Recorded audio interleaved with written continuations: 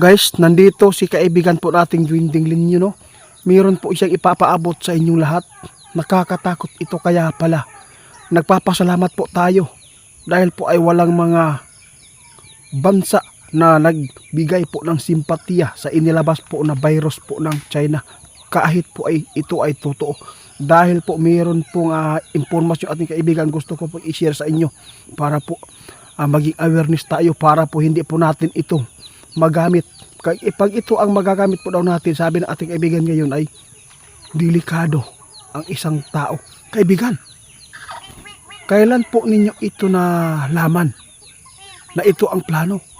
O ipinakalat po nila yung virus. Kaya nagpapasalamat kami dahil po yung WHO hindi po talaga nagtugon dito. Naku po, ito pala ang plano ng China ngayon? Totoo yan, kaibigan? Nakakatakot naman. Oo nga, totoo po yan. Guys, sabi po ng ating kaibigan, mayroong balak ang China. Kung ito ay mangyayari na ipinatupad po, na tulad po ng pandemya noon, mayroon silang balak para yung isang tao pag nakagamit tayo ng isang bagay nang galing sa kanila ay pwede tayong magkasakit, pwede tayong mamatay. Kaibigan, totoo po ito? Halaka, buti na lang. Hindi po ito natugunan ng mga ibang bansa. Kung natugunan ito, libo-libo, milyong tao mawawala dito. Kaya pala guys, mayroon pong nakakuha po ng hindi magandang impormasyon ng mga tao ngayon guys. Kaya pala hindi po binigyan ng simpatiya, no? Dahil po mayroong plano. Alam po ba niyo kung anong plano? Kapag ito ay magiging pandemya na tulad po sa COVID noon, pag gumamit tayo ng mask, no, na galing sa China, mayroon pala silang inilagay po doon na nakakalason sa atin at pwede tayo magkasakit. Pasalamat po tayo guys dahil po ay napakabuti po yung panahon dahil kung tinugunan ito sa taga ibang bansa lalo na yung WHO, delikado tayo. Dahil po yung sinusuot po natin na galing po sa China yung mask, mayroon silang inilagay dahil po no, marami silang gustong sakupin na mga bansa tulad po dito sa atin sa Pilipinas. Oo nga, no, suklam na suklam po sila sa atin dahil po sa teritoryo na hindi po nila maagaw-agaw. Kaya inilabas po nila at inikalat ang nangyayaring virus po doon. Gusto po nila na maipalabas po yung virus dito sa mga bansa natin para matulad doon sa COVID-19. Kapag naggamit na tayo ng mask, kadalasan nanggaling sa kanila yung mask na yan, no? Tapos pag mangyari man yan guys, huwag po kayong gumamit po ng mask na galing sa China, ha? Ito po yung tandaan ninyo. Magkapagbigay ito ng sakit, ito pala ang plano nila para maraming tao na mga Pilipino na madali. Kaibigan, kung hindi po ninyo ito nakikita, hindi po namin alam. Nagpapasalamat ako, nanawagan kami guys. Si kaibigan po natin Dwinding Linyo ngayon, kung mangyari man po yung pandemya dito sa atin, kung galing sa China po yung mask na yan, huwag po ninyong gagamitin dahil po mayroon silang balak sa tao na unti-unti nilang pinapaktay. Kaibigan, ano po ang maganda, nakikita po ba niyo na may posibilidad na matulad noon? Ang puniwala po daw dito kay sabi ng ating kaibigan, kung si Trump po daw ay mag-declare po ng ganyan, no? Pag tinugunan po niya yung ipinapaabot na lockdown doon sa China, sa India, kung mangyari ito, posibilidad tayo guys, madadamay din tayo. Magiging pandemya na ito. Ito lang po ang aming payo. Huwag tayong gumamit po ng mask na galing sa China.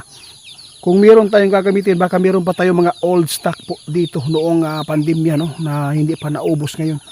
magbili na kayo kaagad ngayon na, para po ay yun na lang magagamit natin. At yung gagamitin po natin ngayon na old stock na mask ay hindi na po yan nalagyan po ng mga toxic yan, hindi po yan nakakalason at hindi po nilagyan po ng makapagbigay po sa atin ng karamdaman, no? Dapat maging alerto tayo, kasi yung mga tao na namumuno sa atin dito sa ating bansa ay puro na lang parang showbiz na lang guys, puro na lang bangayan. Hindi na po nila nakikita kung ano man po ang mga ginagawa doon sa ibang bansa na galit dito sa atin. Kaya nagpapasalamat tayo. I-share na ninyo yung mga video guys, para po dagan kayo makabalo, no? Sa lahat po ng mga makapanood dito, napakaswerte po niyo dahil po si kaibigan ay lagi po talagang nakabantay sa atin at sobra-sobra po talaga ang kanyang pagmamahal sa atin. Kaya pati na ikakasira sa katawan ng isang tao nakikita na nila. Kaya pala nag-declare po yung China para pag nangyari na natugunan po ng WHO ito, kakawawa, wag po tayong gumamit po ng mga bagay na galing sa China tulad po ng mask ngayon. Nakakapaktay sa isang tao at nakapagbigay po ng sakit, virus. Meron sila nilalagay po sa mask na ating masinghot bitaw na to guys kapag tayo ay nagsusot niyan. Kaya salamat kaibigan ha. Oo, hindi ko talaga ito malalaman kung hindi po kayo nagpapaabot kayong umagang ito. Umalis na si Utsukoy o si Kapitan guys. Salamat kaibigan. Oo, pakakainin ko muna yung pabo ha. Oo. Ano po ang babala po nyo ngayon sa mga tao?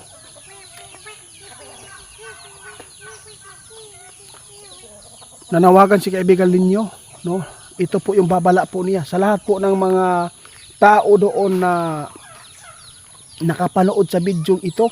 Sabihan po ninyo ang inyong mga kamag-anak at mga apo at mga pamangkin, dahil po kung matupad man ito na mayroong tulad po noong COVID-19 noon, dapat maging alerto tayo.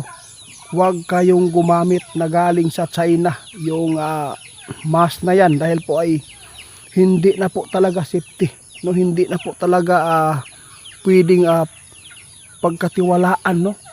Yung China po ngayon, dahil po sobrang trader po yan. Gusto po nila, sila po talaga yung mga anti-Kristo na tulad po ng gagawain po nila na hindi na po talaga maganda para sa kapwa nila na tao, no?